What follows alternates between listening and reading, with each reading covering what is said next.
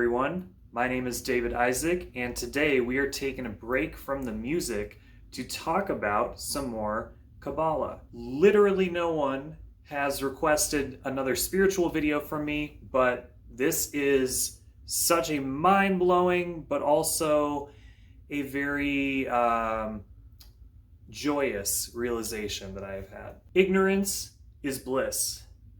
Do you know what else is bliss? Spiritual experiences. Experiences of the divine. Many people describe mystical experiences as being very blissful, and they specifically describe mystical experiences as a melting away of the ego, a melting away of the lower self. And once upon a time, very recently, I was contemplating the relationship between the tree of life in Kabbalah and the 7 chakras. I was thinking about how, as we touched on in the last video, light starts at the top. All right, here's a handy diagram, although this tablet is heavy, so we'll see how long I can hold on to it without my arm getting tired. The infinite light starts at the top and then splits itself into the divine masculine, divine feminine. Divine masculine, divine feminine. And then the divine masculine and divine feminine create time and space. And then the infinite light, the divine masculine, the divine feminine, space and time all combine to make the God mind, which you will notice that node number 6 here is in the middle of the entire tree. It's in the middle of both the vertical and horizontal aspects of the tree. The God mind, as we talked about in the last video, that is what we reside within. As I talked about in the last video, the God mind then creates the astral plane and then creates the material plane, which is where we exist. For a long time, I didn't understand what nodes 7 and 8 meant. I had heard this idea of dissociation from Bernardo Castro, whose work I'm not very familiar with, I will confess, but he talked about this idea that every single consciousness within the universe is simply a dissociated aspect of the source, of the infinite light, the source consciousness that creates everything. However, I've realized consciousness does not mean self-awareness. And yes, as the title of the video says, God is not self-aware.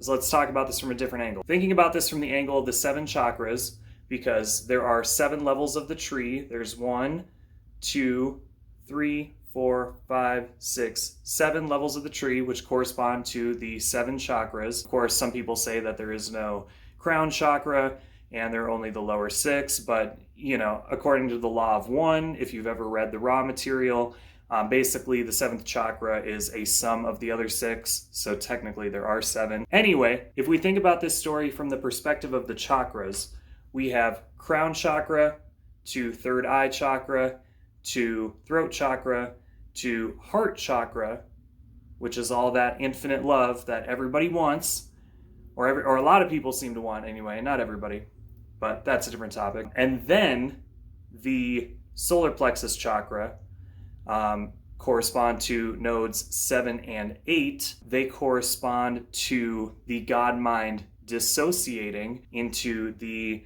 tyrannical masculine, tyrannical feminine. At least those are the names that I have figured out right now. Those names might change in the future. But the interesting thing about the solar plexus chakra is that the solar plexus chakra is where self-awareness lies. There is no other chakra where self-awareness is activated. So that means that, in my opinion, self-awareness does not exist until the infinite light gets down to this level. This level, which is in the bottom half of the tree, the plane that just precedes the astral plane and the material plane. This is why so many mystical experiences describe a melting away of self-awareness the higher up you go in levels of consciousness. It's because self-awareness only exists at lower levels of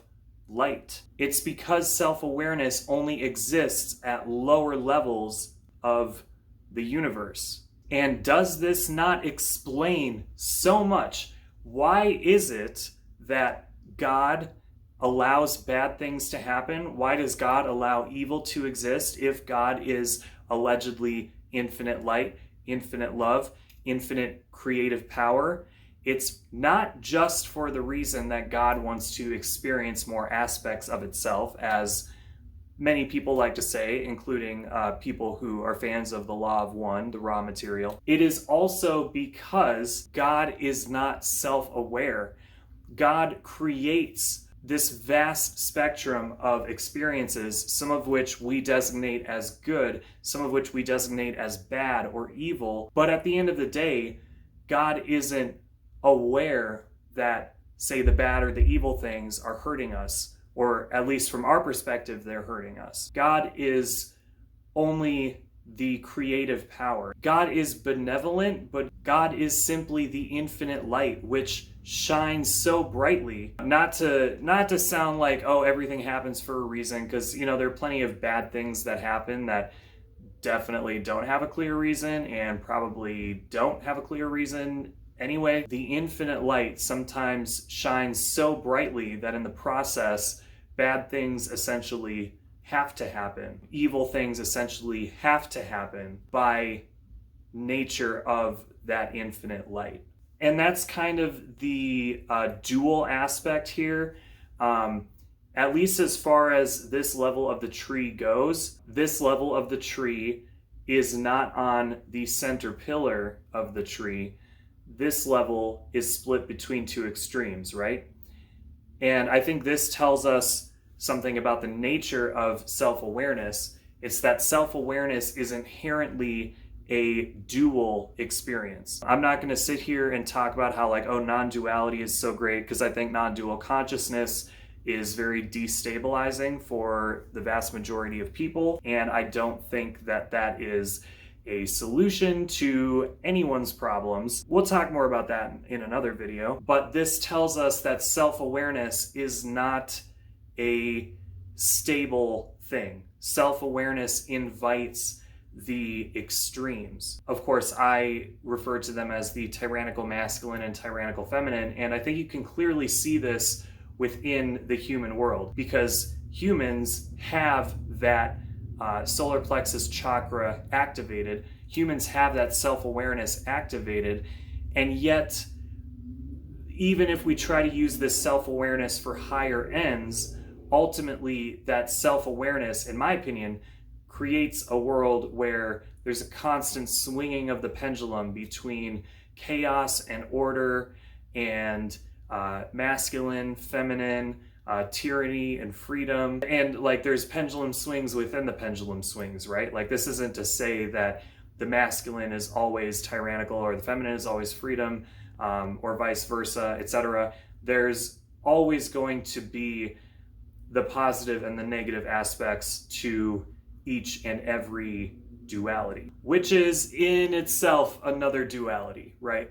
There are dualities within the dualities until you get to the world we have now, which is just nothing but division between many different parts, between many different atoms and molecules, all grouping together in different ways, all different ideas and belief systems and forms of consciousness, all grouping together in different ways, which we refer to as the world around us, we refer to as conscious beings, or even things that don't appear to be conscious, such as what we refer to as inanimate objects, which nothing is inanimate. Nothing is inanimate. Everything is constantly moving because everything is made from the light. Everything is the light.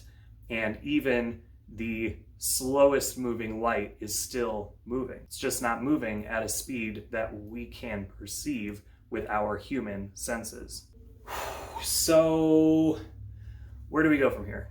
There are a couple of implications of this that I want to touch on. Ultimately, I want people to come up with their own ideas about this, but the implications for me anyway is this kind of gives me a sense of clarity, a sense of closure on a lot of spiritual questions that I've been struggling with over the years. As far as I'm concerned, this is one of the better explanations for why evil exists, for why bad things happen. This also kind of plays into the metaphysics of chaos magic for anyone who has learned about chaos magic, but if you haven't read Peter J. Carroll, you may not know the underlying force from the perspective of chaos magic. The underlying force of the universe is chaos, and the chaos just spits out whatever it can, whatever it wants, whatever it thinks to at a moment's notice. And this is why we can't get attached to any one belief system or any one way of viewing the world, because theoretically anything could happen at any moment.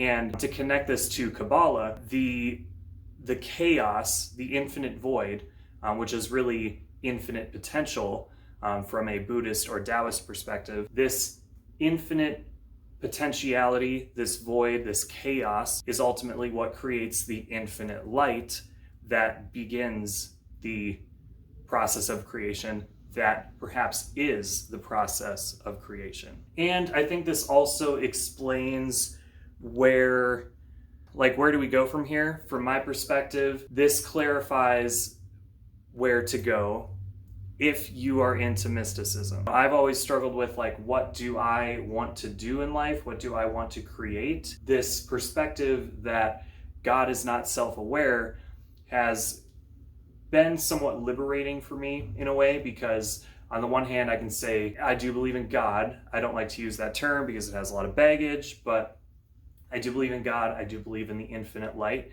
But at the same time, I can also say, hey, the infinite light doesn't really know what it's doing. It's just creating without really being aware of how its creations are potentially helping or harming its other creations. So in that sense, as long as I'm conscientious of how my actions affect others, then why not just surrender myself to the flow of creativity? And for me, it's all about creating music. That's what I do. You can see all of this music, hear all of this music on my YouTube channel if you click below. And also creating videos like this. I love talking about spiritual topics. I just haven't taken the time to make many videos about it yet. I guess what I could compare it to, it's like the freedom of getting out of school. You know, when you're in school, there are all these rules and there's all this structure, and you're always afraid that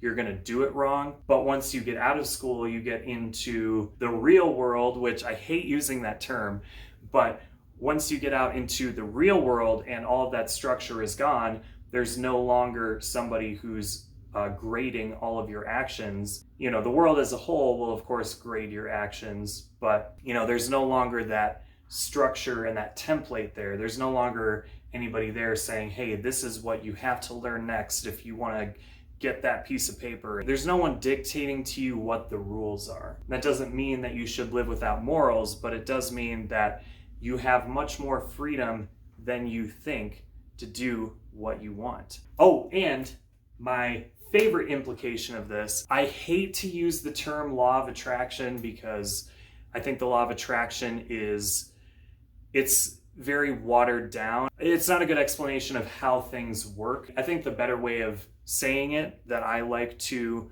think of it as is the law of reflection. Whatever energy you put out into the universe will reflect back to you. Life is not a simple game of, you know, just smile into the mirror and the mirror will smile back to you and you will only ever experience good things in life. Of course, the world doesn't work like that.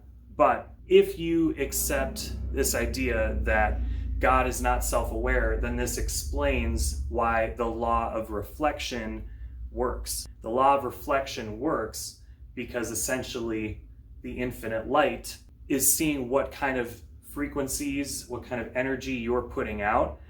And there's a certain aspect of the infinite light that says, oh, I'm going to give you more of that. I'm going to resonate with you on that and give you more experiences like that. not to sugarcoat it, but essentially the energy you put out does come back to you in some form or another. A lot of people like to call that karma, but ultimately I just more think of it as resonance. What are you resonating with? Because whatever you resonate with will keep coming back to you. Anyway, I think that that is all I wanted to say for this video. Thank you for watching. Once again, my name is David Isaac. Drop any questions, comments, conversation starters in the comment section below. Give this a thumbs up, give me a subscribe, and I will see you in the next one.